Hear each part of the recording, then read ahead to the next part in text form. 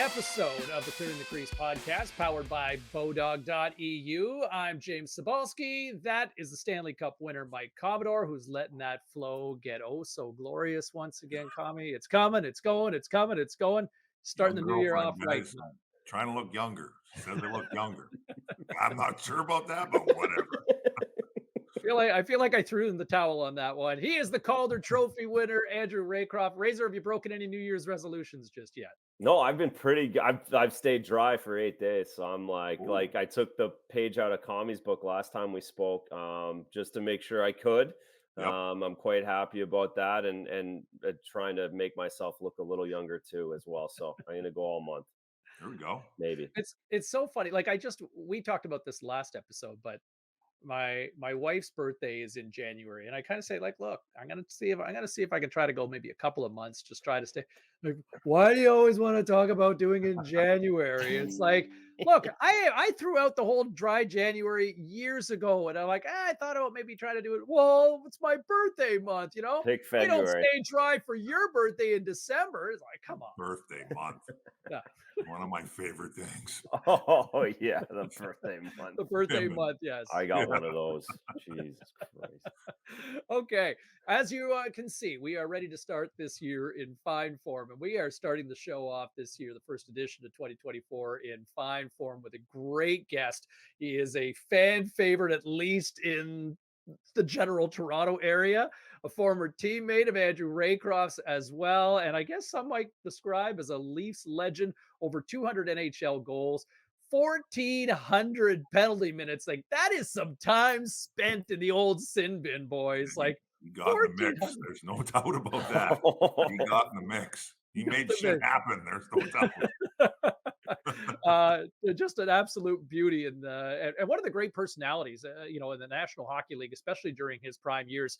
We're talking to Darcy Tucker. He's going to be joining us in just a few minutes as well. So we're also giving away a jersey as well, courtesy of our friends at BODOG. And so, hey, get the bucket on, tighten the skates, put on the foil. It's time to drop the puck on this episode of the Clearing the Crease podcast. Just a reminder, everybody, as the NHL season rolls on, you can make a play, get into the action, all the game odds, all the props you need to make hockey exciting each and every single night, including goal scorers, Stanley Cup odds. BODOG.EU has you covered with all the action that'll keep you locked in every shift all season long. Make a play now and score big, courtesy of BODOG. And don't forget, you can take advantage, if you're a new player, of the BODOG bonus. All you got to do is use the code CREASE400. It's very simple. Even Commie can figure it out. CREASE400 when you sign up to play at BODOG. Why don't we bring in our guest at this time? Razor, I'm going to turn this over to you to bring in this man here, because you guys put some time in together. We certainly put, it was 3 seasons, but for the both of us, it felt like 12 at certain times. We certainly kept our spirits up together. One of the best teammates I ever played with, one of my favorite people that I played with. We already touched on his toughness, his ability on the ice, his skill, but it was the competitiveness that set him apart. And but a great person, way beyond all of that. Darcy Tucker, Leaf legend, is right. This guy, it was always fun to go out to dinner with Darcy Tucker in Toronto, and it's actually more fun now to cruise through Yorkville. Explain, because everyone loves him. Everyone loves him. He cannot go 5 feet without someone loving Darcy Tucker. The Darcy Tucker jerseys are still in the stands, right, Darcy? Well, Razor, the dinners were epic. Let's put it that way first. Although I ended up buying all the wine, for crying out loud. It was always me that was paying the bill at the end of the night. This guy had alligator arms. He couldn't find his wallet for the life of him when the bill came out. I think he was in the pisser half the time when the bill came out. I got to go to the bathroom. Bathroom. He lived in the bathroom when the bill came out. But yeah, we had some really good times together, to say the least. You know what? Even when we got bought out together here in Toronto, I had to follow him to Colorado after he signed there because I loved him so much. I'll kick it off here, Darcy. I was going through just your career a little bit today and this morning. You were part of those great Kamloops teams. A couple questions, maybe just how Yep. was your experience in Kamloops? And I think I know the answer to this, but when you're looking through your numbers in junior, I'm like, how the fuck did this guy go in the 6th round? Yeah. Needless to say, I wonder that every day myself, Oh, yeah. even to this day, that I fell that far in the draft. It must have been some sort of personality disorder that people didn't want to draft me earlier. But I wasn't, Tommy. I wasn't the best skater, to say the least. Okay. I found a way to get there most of the time, but it's like I tell young kids today. I'm like, I'll take intellect and compete way before I'll take somebody that's flying around the ice and accomplishing absolutely shit all. So that was kind of my take on things. I learned very young from my parents and my father the work ethic part of it, and then just the element of getting to know the game. I saw with my father basically every night when I was a kid and watched hockey and learned the small things in the game that made players successful. And yeah, my junior career was to say the least very very good and very successful. But we had some pretty good players on the team. If you You look down guys the did have some roster, good players. when you're throwing out Shane Doan and Joe McGinley every other shift, needless to say, you're not losing very many games in junior. Darcy, were you a personality though in camp? Like obviously Kamloops then in the 90s. I mean, it kind of bums me to kind of see where the Blazers are, now. I think they're trying to find that groove again. But I mean, the Blazers were kind of the model franchise in junior hockey at that time when you were there. But you talk about the personalities were there. Were you, you were one of the great hockey personalities in your playing days. Was that personality shining brightly in the loops at the time, or were you a little more toned down in those days? Probably a little bit more toned down. I think I had a personality. Let's not go too far off the beaten path here. I had a pretty big personality, but You weren't a stay uh, in your lane kind of kid. no, I was pushing the envelope most of the time. But when I think back on it, when you have a coach like Don Hay running the ship, you don't get too close to those blurred lines without somebody bringing you back into where you're supposed to be. So I credit him. I'll credit him for basically the player that I turned out to be. He was a man that not only was a father figure for all of us, but he definitely was a great mentor and a great coach, and he helped that younger group of players. I think we had 9 guys drafted the one year off of the one Memorial Cup team, and to have that many guys drafted out of junior on one team is pretty special. And most Insane. of those guys had professional careers, maybe not NHL careers, but they had pretty good professional careers. So, but yeah, I had some personality. I got into a few different things in Kamloops that I probably shouldn't have. Well, you did that, and then you go to Montreal, and I always always enjoy hearing your 2.5. Well, you were in Freddie for a year, and then a year and a half in Montreal. But that whole time for you in Montreal in the mid '90s, being a 20, 21-year-old kid, give us a little bit of an idea what the start of your National League career was like. Yeah, I had a great year in Freddie, my first year pro. And then was lucky enough to make the team the following year, and ended up living with Terry Ryan. You can't have 19 Oh, and 20 Jesus. 19 and a 20-year-old kid living together. I'll never forget it. They told us we made the team together. TR comes to me, he goes, "Hey, we're getting a place together." I'm like, "I don't know if that's such a good idea." He goes, "No, all right, we're going to do it. I'm going to look for it. I'll have the papers by this afternoon." So he goes and rents this place for $2,500 a month. And I'm like, "Dude, that is like half my paycheck for my first year. Like, what are we Oh, doing yeah. here?" Like, he's like, "No, it's gonna be epic. 3 bedrooms. We're gonna host all the parties. All the Oh, old guys Jesus. can come over when they need an escape for have beers with us." And I'm like, "This is lunacy." And we had to furnish it. I had to pay half of all the furniture. I'm like, "What is going on? This is like lunacy, man. Like, we don't need to be buying all this stuff." Needless needless to say, after halfway through the year, he he fought Ty Domi in exhibition, got knocked out. Halfway through the year, he gets sent back to junior, and he only played 2 games because he had a concussion.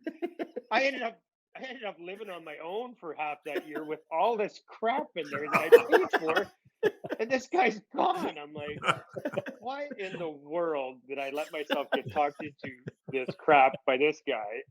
But TR and I still talk.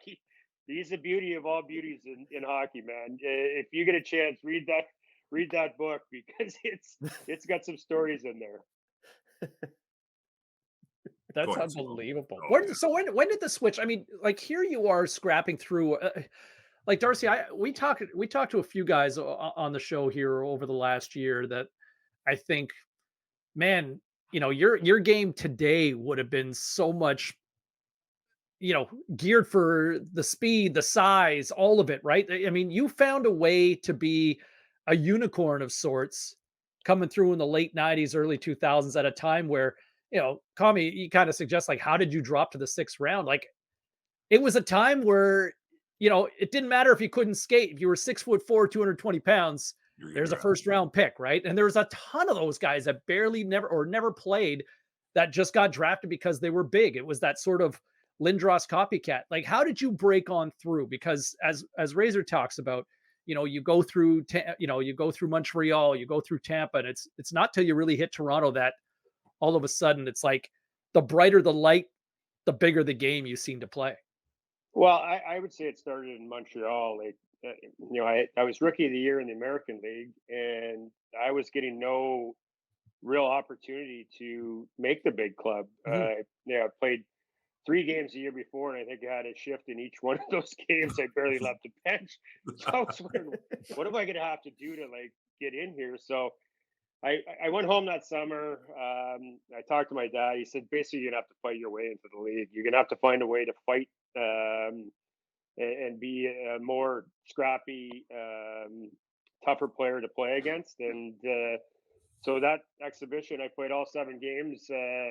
Mario Tremblay was the coach, and I played all 7 exhibition games that we played that year, and I had a fight in every one of them. So I basically fought my way into the league, and yeah, I was lucky, because if he wasn't our coach, I don't think I would have made that hockey club. He liked what I brought to the team. I kind of stirred the pot. He put me with 2 guys that could hold their own, and Turner Stevenson and Scott Thornton, and I just basically caused the problems and ran away and let them look after them. So Darcy, you get in there in Montreal at a time, like, right, sort of the Patrick Roy sort of tire fire that goes down, right? Like, you're Yep. toiling right around that period, right, with Mario Tremblay there. Yeah, it was interesting to watch that from afar. I don't think you'll ever see that again, where you can walk behind the bench and tell the owner / CEO, "Get me the hell out of here."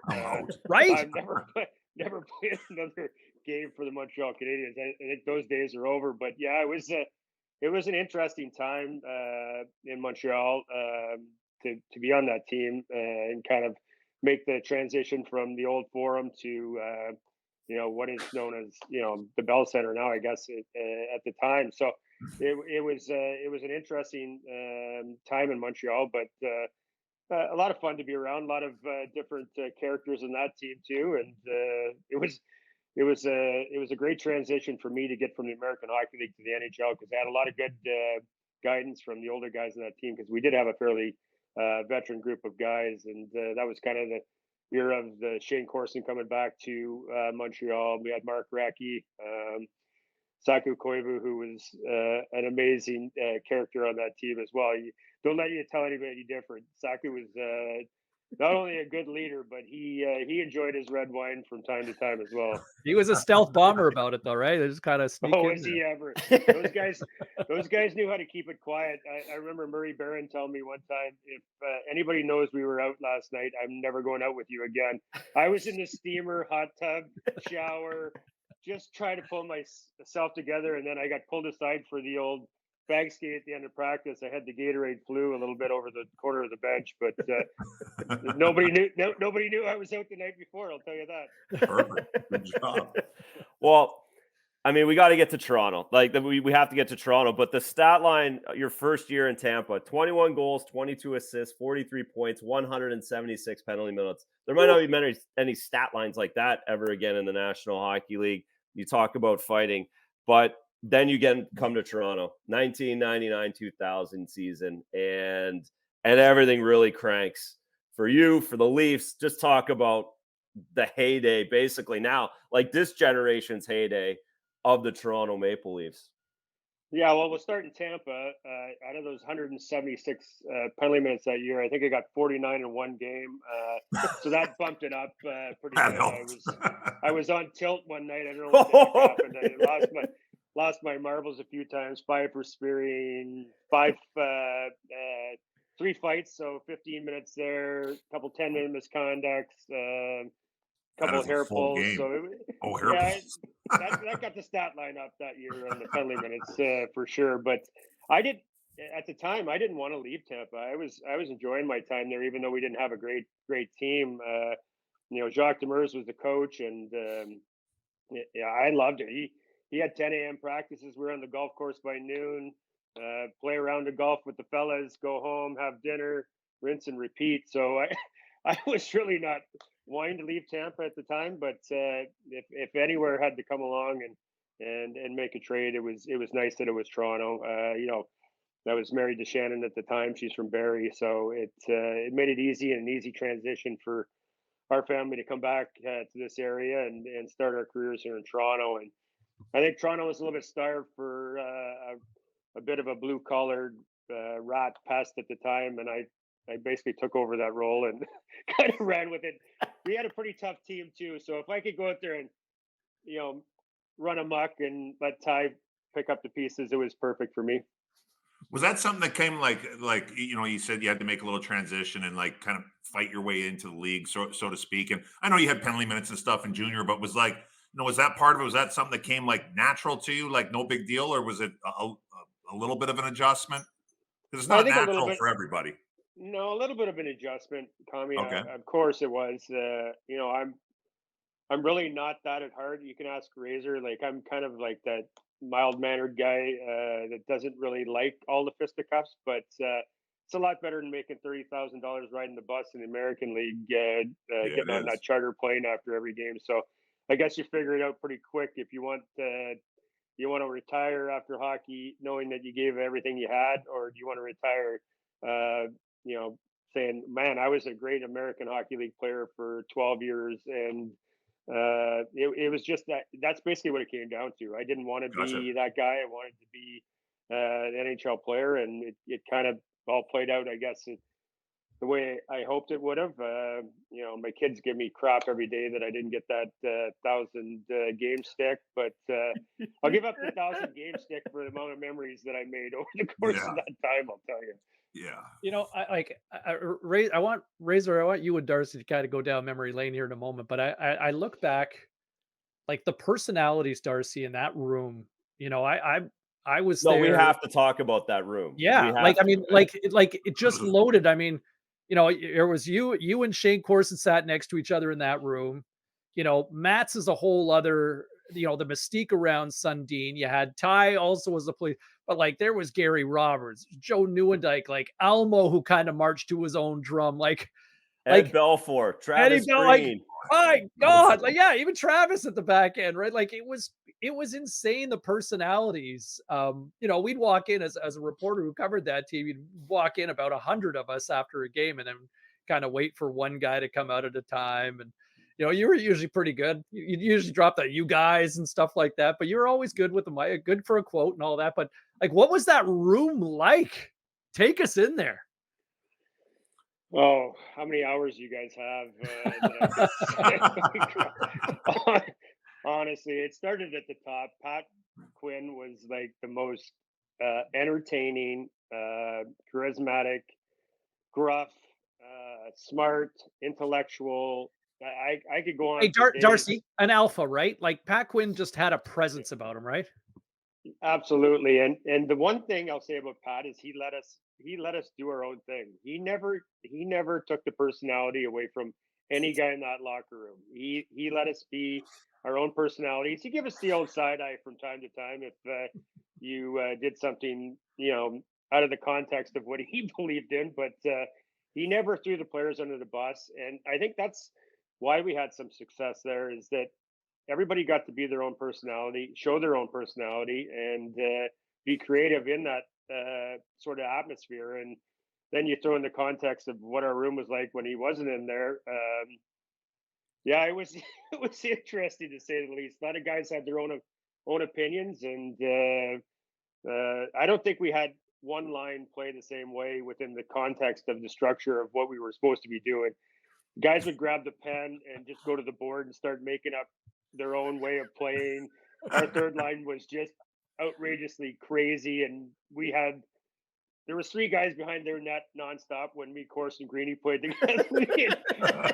They must have been like, "What is wrong with?" Like, it's beyond the Hanson brothers. These 3 morons out there running around, chirping, slashing, hacking, spearing. I think Greeny got tougher when he got traded to Toronto and came in there and played with me in Corse because he could do whatever he wanted to, and he was running guys with high elbows. I never saw Travis Green run anybody before in my life, and then he gets to Toronto, he's like running around, chirping guys. I'm like, Greeny, you just got really, really tough because you're playing with me in Corse or what? But yeah, we had some Almo. You can throw Almo in there. I've never seen a guy have red wine at team lunch in my life until I got to Toronto. Almost like, it helps me sleep. I'm good. Get a little sleep in the afternoon. A couple glasses of red wine. Show up at the game. Get 3 goals that night. Change all his equipment the next day. I didn't like that stick. I'm like, dude, if I scored a hat trick with a stick, it would never leave the progression of me playing with that thing for a month. I'd be like taping that thing even if it was broken if I got 3 with it. Not him. Could care less. Saw somebody else's stick down and get 2 more the next night. Craziness, that personalities on that team. What's the best memory in Toronto? Oh gosh. Yeah, I get asked that a lot.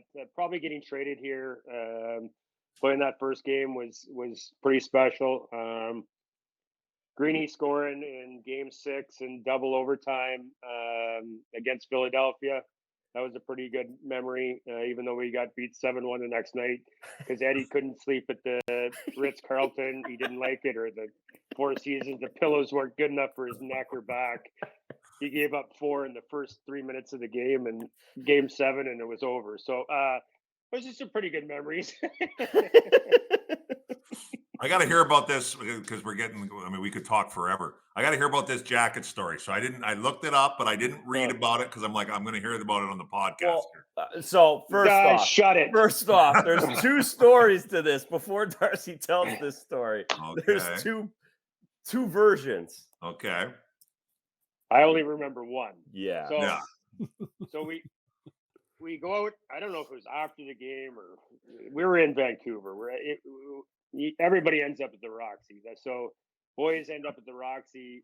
We're all having a great old time. The coat check. Get my coat check. Check my brand new coat. By the way, brand new $2,000 jacket. $2,000. Got it. $2,000. So a really nice coat. I'm happy. I've got my. So let me jump in at this part of it. Okay, no. You're not allowed. Because this guy's peacocking this jacket for like 3 days. I don't know where we were before, but he was so excited about this leather jacket. And Tuxie likes to shop, right? So we went shopping, the 2 of us in Colorado, somewhere where we went, and he has this jacket, and he's so excited to go to the Roxy with this jacket on. What a joke. So I coat check the thing. I'm happy as hell. Great old time. Get into the pints, whatever. I go back to the front to get my jacket, because they're kind of closing up shop. They're going to do whatever. So no jacket. I'm like, this is weird. I got this thing. I got my ticket. Where's my jacket? No jacket. I'm like, this is a joke. I'm screaming at everybody. I'm screaming at the coat check lady, giving her the what for. So they're all giggling. I could tell something's up. They're all giggling a bit. Like it's like funny, ha ha. And to even go further, Chad Kroger, who's a good buddy of mine, was there that night. He's got his leather jacket on. I'm like, I gotta one up this guy. I would need to get my leather jacket back on to make sure everybody knows I'm pretty cool too. So no jacket. So I'm thinking I'm gonna have to find this thing tomorrow. Like I'll come back. I walk outside. There's a homeless guy sitting outside the bar. He's got my jacket on. This is crap. They give it to a homeless. Now I gotta go. Do I take it off the homeless guy? Right. do I get Asshole the move. jacket back? I'm like, so I'm the good guy. I give the homeless guy my jacket now. $2,000 But it was Razor that gave it to him. 100% screwed me over, blitzed me with this trick, and I had to give the homeless guy my jacket. Well, needless to say, he was warm for the next 3 days at least. Yeah, I think we did have to go to Calgary and Edmonton still, and he had no jacket the whole time. To this day, I swear on everything, I did not give the guy outside the jacket, but I do. The best part of the story was how Tuxie was so mad that Chad Kruger had his leather jacket on, and Tux was nicer, but he couldn't put it on and show off. So mad. Another win for Nickelback. Oh, yeah. Exactly. Oh, he so went up me funny. that night. I'll never forget that part of the night too, when Tyler Anderson comes over to me and he goes, "Hey, who's this Swedish guy with the leather jacket on you're hanging out with from the Canucks?" I'm like, "That's Chad Kruger, you idiot." Like, put your crap together, man. How do you not know who this guy is? Chad used to put in a lot of time at the Roxy back in the day. You know, when I was out here back, it was funny because like all the road teams always would go to the Roxy after a game, and yeah, Chad Just went to school with him, right, Tux? Yeah, he went to school in Hannah. When I came back one semester when I was playing minor hockey in Red Deer, and yeah, we went to school together for a bit. I didn't know that. So I knew the boys from when back in the day when they were playing in the garage and trying to pick up everything in school. So it was interesting to see the progression. Not too many people make it out of Hannah, Alberta, and make a career like they did. So kudos to them. Yeah, big time. What's the moment that you're always asked about? I mean, there's a ton of moments on YouTube that live in infamy from your career, but what's the one that, you know, as Razor says, you can't walk 5 feet in Toronto without somebody coming up, or whether they've got a Tucker jersey on or just want to go down memory lane as you being the rock star you are. What's the moment that comes up the most? Probably either the Sammy Kapanen hit along the boards, or the that was massive. or me getting absolutely pummeled by the Ottawa Senators bench because Greeny wanted to mouth off to him, and I figured it was a good idea to put myself in the line of fire. Chris Neal, wasn't it? Yeah, honest to God, I still Char was still there too. I still have lumps and like weirdness, numbness in the top of my head from when Nealer. Honest to God, the trainer hit me in that manner. Like, that's how poorly I was disliked in Ottawa. The trainer was teeing off on me. I'm like, how does he get a shot in and not get suspended? And I'm getting 5 games for getting teed off on. I was going to ask you, one of the things I was going to ask is, like, wherever you played, you were loved, and then on certain spots on the road you were hated, which I think is a sign of a great player. Yes. And I was going to ask, what spot do you think hates you the most? But I think you just answered that with Ottawa. No, it's definitely Long Island for sure. Okay. When I hit Mike Pekka. Right. In the playoffs, I remember going back there for Game 6, and there were signs when I came out for warm up. Tucker, break a neck, your own. I was like, what is happening here? This is trouble. When they blew up that Nassau County Coliseum, it was the happiest day of my life.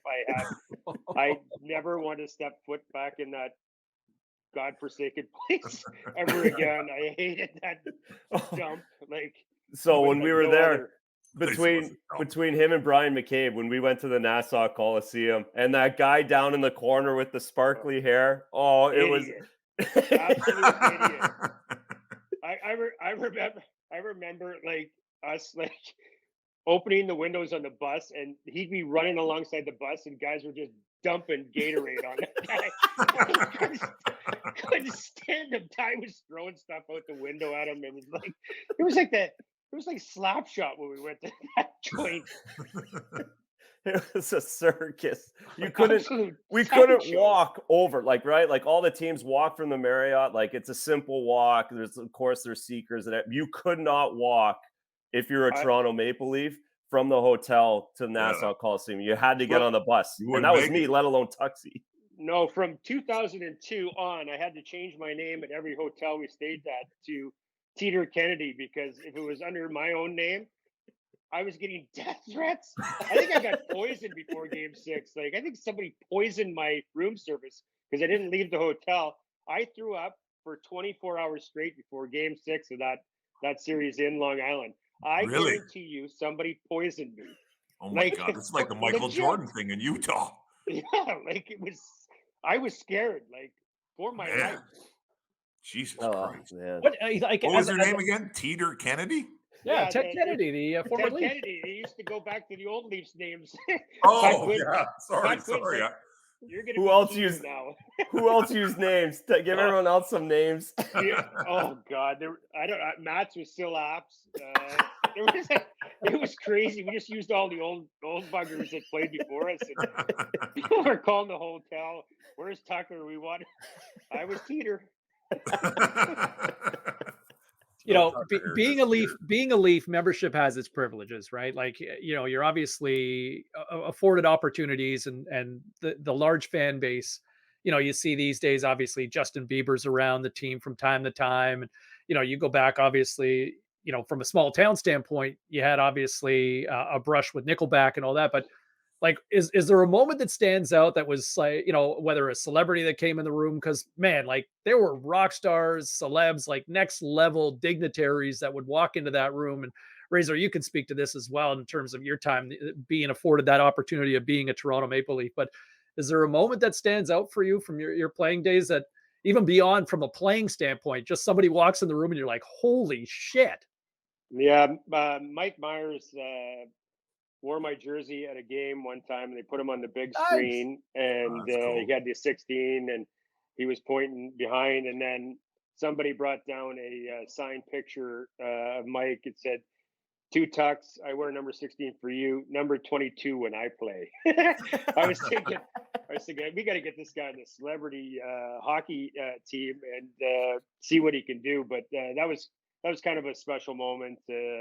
But yeah, it's interesting how you get to run into celebrities that are big hockey fans over the course of your lifetime. And yeah, Bieber's a huge one with the Leafs now, and his relationship with Austin, and what he's done with Drew House and all that sort of stuff to bring the game forward a little bit through his connections as well. It's been great for the Leafs. I guess we should ask you about, you know, based on from a timing standpoint, with you hanging out with us today, forwards getting paid. I mean, good for William Nylander. What do you make of all this whole structure? Well, I guess he can go in the private jet now instead of commercial. He's in that realm. So Yeah, Be okay now. you'd be all good now. You can buy as many puppy jackets as you want, I guess. New one every day.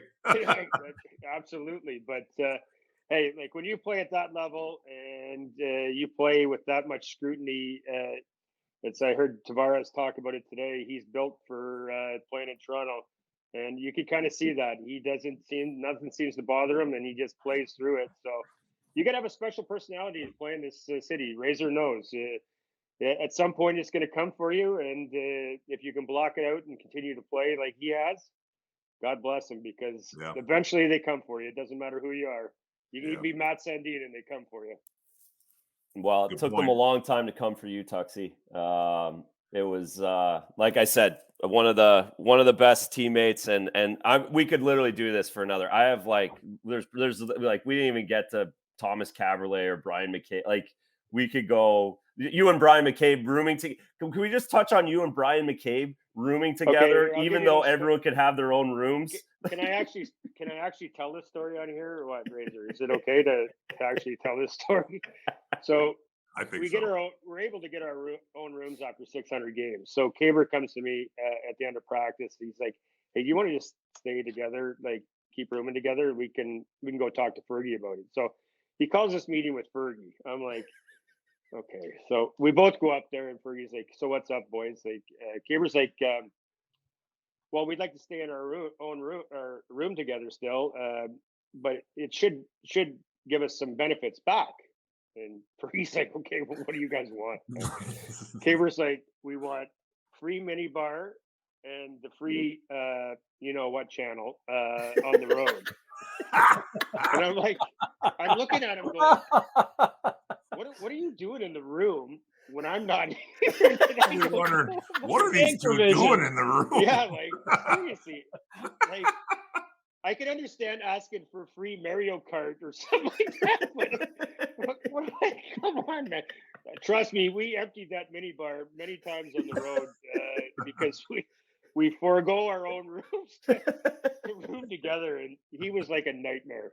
Everything had to be on schedule, and so we'd get our breakfast in the morning, whatever, and we'd leave the room. We'd been there for 2 days, and he'd walk the exact opposite way from the elevator. I'm like, how do you have zero directional sense to not know where we are in this hotel? Because I didn't even know what room we're in, bud. Like, what's our number? Tux. He absolutely needed Tux. Yeah, oh man, exactly. So funny. Hey, speaking of McCabe, I got to ask you, the night, like one night that stands out so much, like Brian McCabe, probably one of the more underappreciated Leafs from his time there. Just always seemed to get piled on, but man, like was just a solid defender for years and did a lot at both ends of the ice. But the night that stands out, like Brian was a big dude. And the night he got thrown around by Chara at the end of that game and another Battle of Ontario, Darcy, like, I mean, were you guys just shaking your head? Because like Caber's what, 6'2", probably 220 at least? Size doesn't measure fighting ability. Trust me. Caber couldn't fight his way out of a white paper bag. I love him to death, but he was the worst fighter. I'm like, please do not fight anymore. Like it is not. They just can't open guys and skate away and laugh. Let Ty do it. Like we don't need you fighting because it's just there's no use. You just get ragdoll. Little guys get ragdoll him. Like it's not even like and he'll tell you. I don't care what he says. If he wants to lie through, there's no way he could fight. And that we're all like, no, don't do it. And we're like, oh no, here comes the helicopter. That's funny. It's so great. Darcy, thank you for this. Yeah, thanks, man. And I think Appreciate it, guys. I think on behalf of all of us, like, please, let's do this again. If you're 100%. willing at some time later on this year, it'd be great to have you back. Absolutely, guys. Let me know when you want me on again, and I'll take some notes for Razor because we got a lot of stories we can tell. Perfect. I feel like there's some receipts due here at some point. Oh yeah, it's coming in hot. No worries, I'll take the notes. Love it. I got my book from when we all went through our careers, and there's a 3 years with Razor that I can. I get a chapter. Yeah, I got it jotted down. It'll go in the book at the end of my career. I love it. I look forward to it. Great to There he see you, is. There's a reason why he's considered a fan favorite, and he's now one of ours. Darcy Tucker joining us here on the Clearing the Crease podcast.